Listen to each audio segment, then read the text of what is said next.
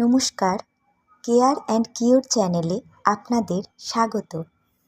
আগের ভিডিওতে আপনাদের সঙ্গে শেয়ার করেছি কিভাবে 0.5% হাইপোক্লোরাইট সলিউশন তৈরি করবেন, কিভাবে 1% হাইপোক্লোরাইট সলিউশন তৈরি করবেন।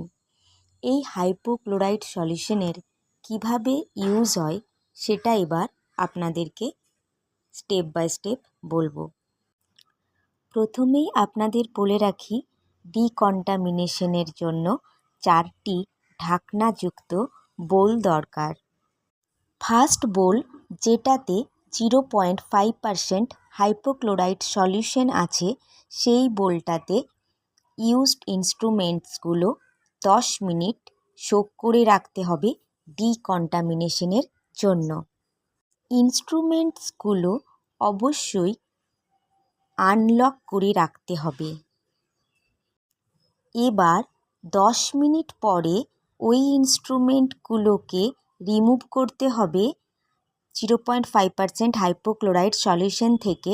তারপর সেকেন্ড বোল, যেখানে ক্লিন ওয়াটার আছে, সেখানে রাখতে হবে এবং ওয়াশ করতে হবে।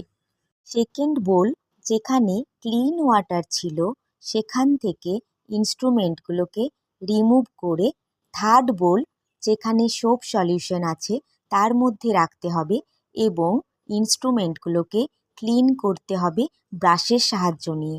ব্রাশটি সফট ব্রাশ হলেই ভালো, টুথব্রাশও হতে পারে। সোপ ওয়াটারে ওয়াশ করার সময় রানিং ওয়াটার ইউজ করব না, কারণ রানিং ওয়াটার ইউজ করলে চারদিকে ছড়িয়ে পড়বে জলটা, তাতে অন্য জায়গাগুলো নোংরা হয়ে যাবে। তারপরে ইনস্ট্রুমেন্টগুলোকে ফোর্থ বোল, যেখানে ক্লিন ওয়াটার আছে, তার মধ্যে রাখতে হবে। এরপর ওই ইনস্ট্রুমেন্টগুলোকে এয়ার ড্রাই করে নিতে হবে বা ক্লিন টাওয়েল দিয়ে ড্রাই করে নিতে হবে। আজ তাহলে এখানেই থাক, আসবো আবার পরের ভিডিও নিয়ে।